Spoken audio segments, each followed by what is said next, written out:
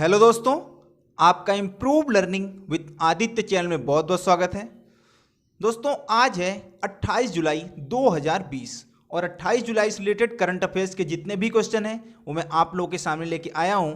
तो अगर ये वीडियो आप लोगों को पसंद आती है तो प्लीज़ इसे लाइक करके अपने दोस्तों में ज़्यादा से ज़्यादा शेयर कीजिएगा और अगर आप लोग इस चैनल पर नए हैं तो इसे सब्सक्राइब करके बेल नोटिफिकेशन ऑन कर लीजिएगा।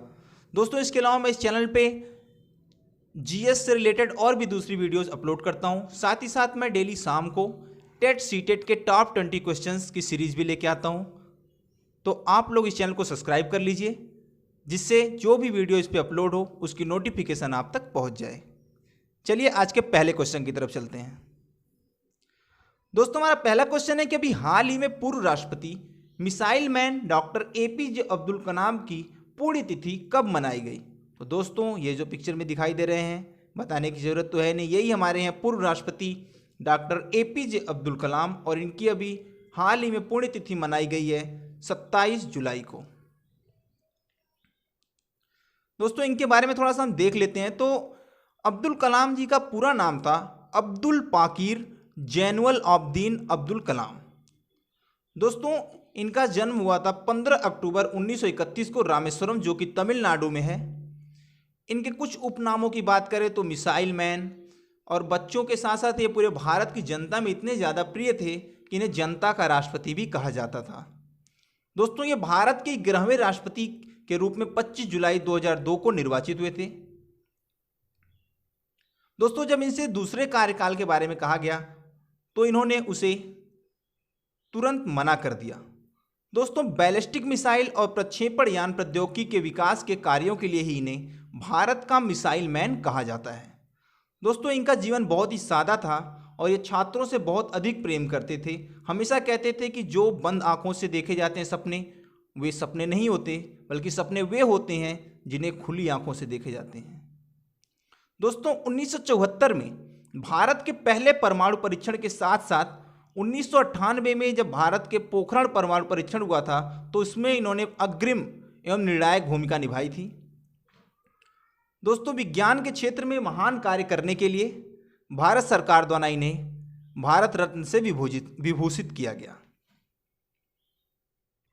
हमारा अगला क्वेश्चन है कि अभी हाल ही में किस देश द्वारा एक high resolution mapping satellite launch की गई है। तो दोस्तों अभी चीन द्वारा एक high resolution mapping satellite launch की गई है। दोस्तों चीन के ताइवान उपग्रह प्रक्षेपण केंद्र से शनिवार को एक नई हाई रेजोल्यूशन मैपिंग सैटेलाइट को अंतरिक्ष में भेजा गया। इस सैटेलाइट को संघाई ESES space flight technology limited द्वारा विकसित किया गया है। चलिए हम सबसे पहले चीन के बारे में थोड़ा सा देख लेते हैं। दोस्तों चीन की कैपिटल है बीजिंग, राष्ट्रपति हैं जी जिनपिंग, करेंसी है रेन मिनबी और चीन ने अभी हाल ही में अपना पहला मंगल मिशन लॉन्च किया है जिसका नाम है तियानवेन-1। इसके पहले भी इसने 2011 में अटेम्प्ट किया था मंगल मिशन का जो कि रूस की सहायता से, लेकिन वो फेल हो गया था। दोस्तों चीन ने अभी नई डिजिटल करेंसी DEEP भी लॉन्च की है। हमारा अगला क्वेश्चन है कि इंटरनेट स्पीड के मामले में भारत का विश्व में कौन सा स्थान है। तो दोस्तों इंटरनेट स्पीड के मामले में भारत का विश्व में 129वां स्थान है। दोस्तों बात करें तो भारत विश्व का सबसे बड़ा मोबाइल डेटा उपभोक्ता देश है और जब से जियो ने जो 3G डेटा था उसको 4G में कन्वर्ट किया और जो डेटा पैक थे उनको सस्ता कर दिया तो भारत में जो डेटा की खपत है पूरे विश्व में सबसे ज़्यादा होने लगी। लेकिन फिर भी डेटा की खपत इतना होने के बाद भी भारत जो है इंटरनेट स्पीड के मामले में दुनिया में 129वें नंबर पर है, जबकि कुल मिलाकर 187 देशों में ही ये सर्वे किया गया था, उसमें से 129वां स्थान है जो कि काफ़ी निराशाजनक है। दोस्तों भारत की औसत मोबाइल डाउनलोडिंग स्पीड है 34.67 Mbps, जबकि औसत अपलोडिंग स्पीड है 11.01 Mbps। दोस्तों साउथ कोरिया, यूनाइटेड अरब अमीरात, कनाडा, चीन, यहाँ तक कतर इस लिस्ट में टॉप पर रहे। इसके साथ ही साथ जो स्विट्जरलैंड है, सिंगापुर है, हांगकांग है, थाईलैंड है और रोमानिया जैसे देश भी भारत से काफ़ी ज़्यादा आगे रहे। हमारा अगला क्वेश्चन है कि अभी कौन सा राज्य खेलो इंडिया यूथ गेम्स के चतुर्थ संस्करण की मेजबानी करेगा। तो दोस्तों अभी हरियाणा खेलो इंडिया यूथ गेम्स के चतुर्थ संस्करण की मेजबानी करेगा। ये जो गेम्स है ये हरियाणा के पंचकुला में खेले जाएंगे। चलिए हम थोड़ा सा पहले हरियाणा के बारे में देख लेते हैं। दोस्तों हरियाणा की कैपिटल है चंडीगढ़, मुख्यमंत्री हैं मनोहर लाल खट्टर, राज्यपाल हैं सत्यदेव नारायण आर्य, विधानसभा में कुल सीटें हैं 90, राज्यसभा में कुल सीटें हैं 5, लोकसभा में कुल सीटें हैं 10 और प्रति व्यक्ति आय के आधार पर यह देश का दूसरा सबसे धनी राज्य है। दोस्तों अगर बात करें भारत के सबसे अधिक ग्रामीण करोड़पतियों की तो उसमें भी ये टॉप पर है। 1966 में भारत के 17वें राज्य के रूप में इसे पहचान मिली थी। अब जरा हम खेलो इंडिया के बारे में थोड़ा सा देख लेते हैं। दोस्तों खिलाड़ियों की प्रतिभा को नए मुकाम तक पहुंचाने के लिए सरकार ने खेलो इंडिया स्कीम को लॉन्च किया था। दोस्तों इस योजना को लॉन्च करने का जो प्रमुख कारण है वो है खिलाड़ियों के प्रदर्शन में, जो ओलंपिक में प्रदर्शन है उसमें सुधार करना, खिलाड़ियों को हो रही सुविधाओं की कमी को पूरा करना। इसके साथ साथ इसका सबसे बड़ा उद्देश्य है ग्रामीण इलाकों के खिलाड़ियों को खेल के लिए प्रोत्साहित करना। दोस्तों खेलो इंडिया का जो पहला संस्करण था वो सितंबर 2017 में आयोजित किया गया था। इसकी अगर कुल इनामी राशि की बात करें तो 5 लाख तथा 8 वर्षों तक प्रशिक्षण है। इतना आप लोग इस क्वेश्चन से याद रखिएगा।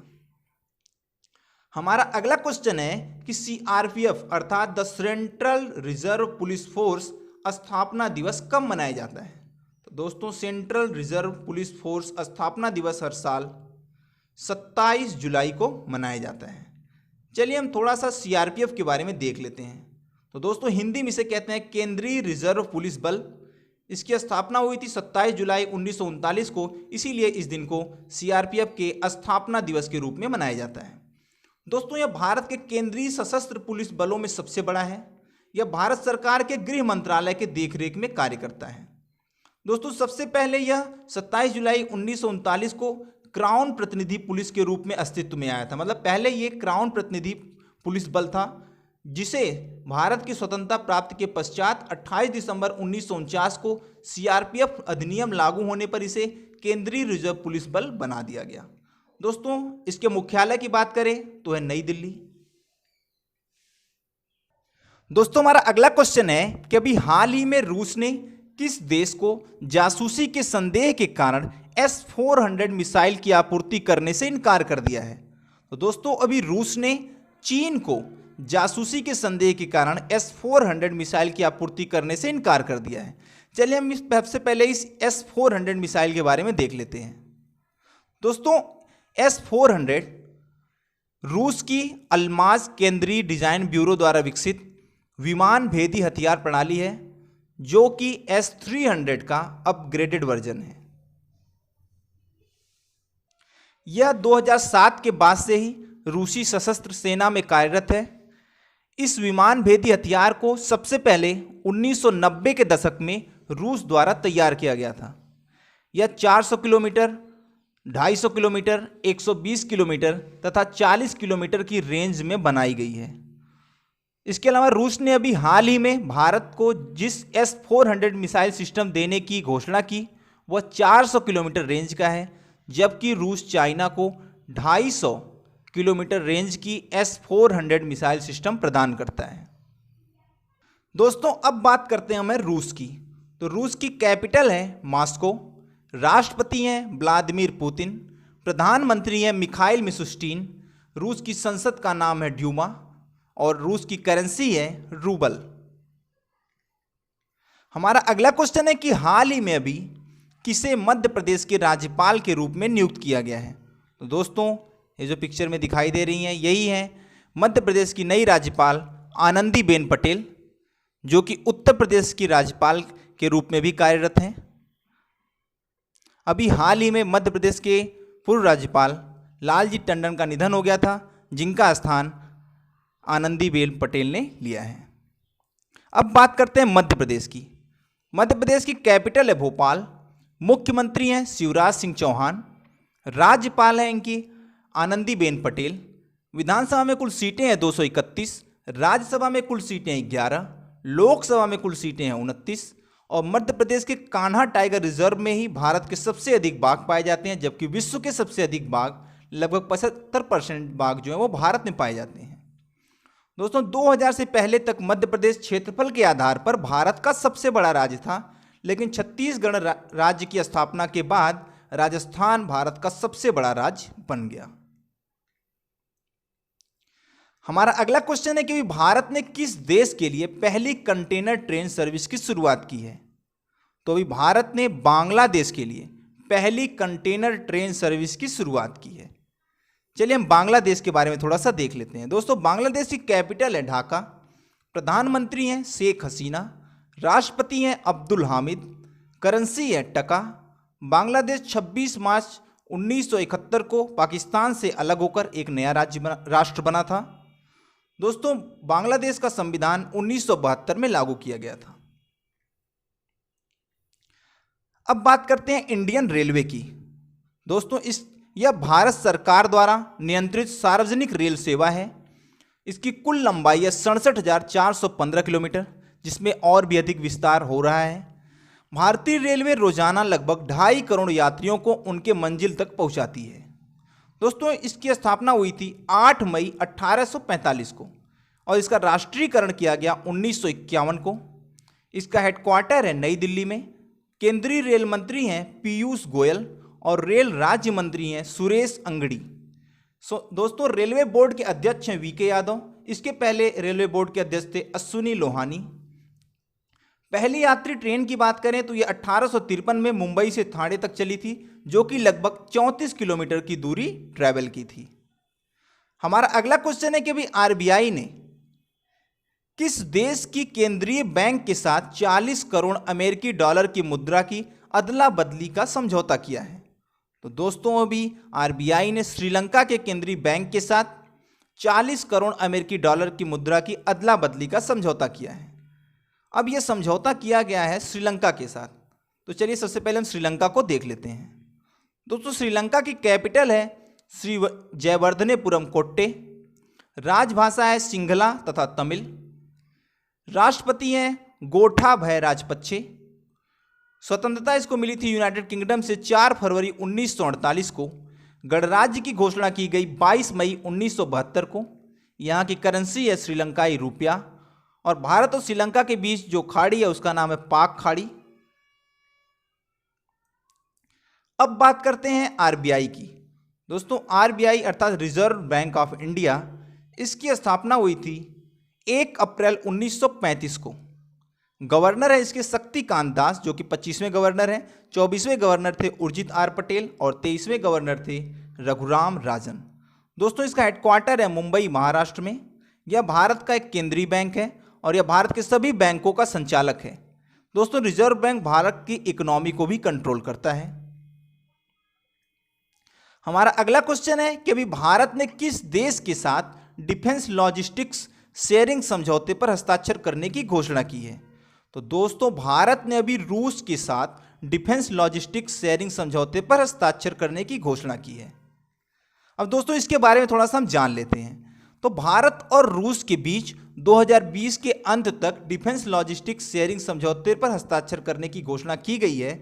यह समझौता दोनों देशों को एक दूसरे के सैन्य ठिकानों और अन्य सहायता सुविधाओं तक सहज पहुंच बनाने में सक्षम बनाएगा। इसी तरह का समझौता भारत अमेरिका के साथ भी कर चुका है। यह समझौता अंतर संचालन की प्रक्रिया को सरल बनाएगा और विमान तथा युद्धपोतों जैसे सैन्य प्लेटफॉर्म को समर्थन प्रदान करेगा। दोस्तों रूस जबकि भारत का प्रमुख हथियार आपूर्तिकर्ता देश है, इसलिए यह समझौता काफ़ी ज़्यादा महत्वपूर्ण साबित हो सकता है। भारत और रूस के बीच संयुक्त युद्ध अभ्यास भी हाल ही के दिनों में काफ़ी ज़्यादा बढ़ गए हैं। दोस्तों इस समझौते पर हस्ताक्षर रूस के राष्ट्रपति व्लादिमीर पुतिन वर्ष के अंत तक जब भारत की यात्रा पर आएंगे तो कर सकते हैं। हमारा अगला क्वेश्चन है कि भारत की पहली अत्याधुनिक विश्व स्तरीय शहद परीक्षण प्रयोगशाला कहां पर स्थापित की गई है? तो दोस्तों भारत की पहली अत्याधुनिक शहद परीक्षण प्रयोगशाला अभी गुजरात में स्थापित की गई है। अब यह प्रयोगशाला गुजरात में स्थापित की गई है, तो चलिए गुजरात के बारे में थोड़ा सा हम देख लेते हैं। दोस्तों गुजरात की कैपिटल है गांधीनगर। मुख्यमंत्री हैं विजय रूपाणी, राज्यपाल हैं आचार्य देवव्रत। अनेक महापुरुषों की जन्मस्थली के कारण इसे महापुरुषों की धरती भी कहा जाता है।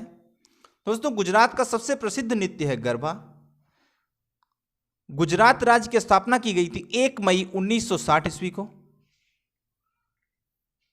इसके अलावा नर्मदा नदी पर बनी स्टैच्यू ऑफ यूनिटी, जो कि सरदार वल्लभ भाई पटेल की प्रतिमा है, उसकी कुल लंबाई है 240 मीटर, जबकि आधार से उसकी कुल ऊंचाई है 182 मीटर और उसे विश्व की सबसे ऊंची प्रतिमा का कीर्तिमान हासिल है। इससे हमारा अगला क्वेश्चन है कि अभी किस राज्य सरकार द्वारा कोविड-19 से मरने वाले व्यक्ति के परिवारजनों को वित्तीय सहायता देने की घोषणा की गई है? तो दोस्तों, अभी पुदुचेरी राज्य सरकार द्वारा कोविड-19 से मरने वाले व्यक्ति के परिवारजनों को वित्तीय सहायता प्रदान करने की घोषणा की गई है। तो चलिए सबसे पहले हम इस पुदुचेरी के बारे में थोड़ा सा देख लेते हैं। दोस्तों, पुदुचेरी की राजधानी है पुदुचेरी। इसका गठन किया गया था 1 नवंबर 1954 को। उपराज्यपाल यहाँ की हैं किरण बेदी, मुख्यमंत्री हैं वी नारायण स्वामी।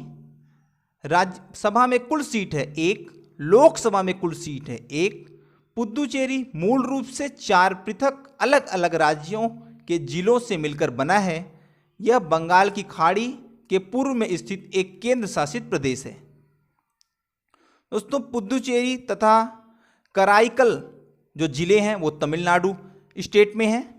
यानम जिला जो है वो आंध्र प्रदेश में बंगाल की खाड़ी में स्थित है, जबकि माहे जिला केरल अरब सागर में स्थित है। दोस्तों, पुदुचेरी एक फ्रांसीसी उपनिवेश था। यहाँ पर लगभग 300 वर्षों तक फ्रांसीसियों का अधिकार रहा, इसलिए आज भी यहाँ पर फ्रांसीसी वास्तु, शिल्प और संस्कृति देखने को मिल जाती है। हमारा अगला क्वेश्चन है कि WHO के अनुरोध पर भारत ने अभी किस देश को 1 मिलियन अमेरिकी डॉलर की चिकित्सक सहायता देने की घोषणा की है? तो दोस्तों, अभी WHO के अनुरोध पर भारत ने उत्तर कोरिया को 1 मिलियन अमेरिकी डॉलर की चिकित्सा सहायता दी है। तो चलिए सबसे पहले हम देख लेते हैं उत्तर कोरिया के बारे में। दोस्तों, उत्तर कोरिया की कैपिटल है प्योंगयांग। तानाशाह यहाँ के हैं किम जोंग इन और करेंसी है उत्तर कोरियाई वॉन। अब हम WHO के बारे में थोड़ा सा देख लेते हैं। इसकी स्थापना हुई थी 7 अप्रैल 1948 को। इसका पूरा नाम है वर्ल्ड हेल्थ ऑर्गेनाइजेशन। मुख्यालय है इसका जेनेवा स्विट्जरलैंड में और इसके प्रमुख हैं टेड्रोस एड्रेनाम गब्रेयेसस। हमारा अगला क्वेश्चन है कि अभी केंद्रीय विज्ञान मंत्रालय द्वारा मौसम संबंधी जानकारी के लिए हाल ही में कौन सा एप्लीकेशन लॉन्च किया गया है? तो दोस्तों, अभी केंद्रीय विज्ञान मंत्रालय द्वारा मौसम संबंधी जानकारी के लिए मौसम नाम का एप्लीकेशन लॉन्च किया गया है। दोस्तों, हमारे विज्ञान मंत्रालय में मंत्री हैं डॉक्टर हर्षवर्धन। हमारा अगला क्वेश्चन है कि हाल ही में भारत ने किस देश को 10 ब्रॉड गेज डीजल इंजन भेंट किए हैं? तो अभी भारत ने बांग्लादेश को 10 broad gauge diesel rail engine भेंट किए हैं। हमारा अगला क्वेश्चन है कि अभी किस राज्य सरकार ने डिजिटल अर्थव्यवस्था मिशन के गठन को मंजूरी दे दी है? तो अभी कर्नाटक गवर्नमेंट ने डिजिटल अर्थव्यवस्था मिशन के गठन को मंजूरी दे दी है। अब ये मंजूरी कर्नाटक गवर्नमेंट द्वारा दी गई है। तो चलिए कर्नाटक के बारे में थोड़ा सा हम देख लेते हैं। कर्नाटक की कैपिटल है बेंगलुरु। मुख्यमंत्री हैं BS येदियुरप्पा। राज्यपाल हैं वजुभाई वाला। साक्षरता दर यहाँ की है 66.6%। कुल जनसंख्या का 83% यहाँ पे हिंदू हैं, 11% मुस्लिम हैं तथा शेष अन्य धर्मों के लोग निवास करते हैं। हमारा अगला क्वेश्चन है कि हर साल विश्व हेपेटाइटिस दिवस कब मनाया जाता है? तो दोस्तों, हर साल विश्व हेपेटाइटिस दिवस 28 जुलाई को मनाया जाता है। अब ये क्यों मनाया जाता है इसके बारे में हम थोड़ा सा देख लेते हैं। दोस्तों, WHO द्वारा हर साल 28 जुलाई को विश्व हेपेटाइटिस दिवस के रूप में मनाया जाता है। इसे मनाने का मुख्य कारण है लोगों में रोग के प्रति जागरूकता बढ़ाना। हेपेटाइटिस जो है वो लीवर की सूजन और जोड़ों की स्थिति या क्रॉनिक हेपेटाइटिस में बदल जाता है। दोस्तों, इससे क्या होता है, लीवर सिकुड़ने लगता है या फिर लीवर में कैंसर हो जाता है। दोस्तों इस बार की थीम की बात करें तो हेपेटाइटिस फ्री फ्यूचर, जिसका उद्देश्य है नवजात शिशु एवं गर्भवती महिलाओं में हेपेटाइटिस बी को रोकना।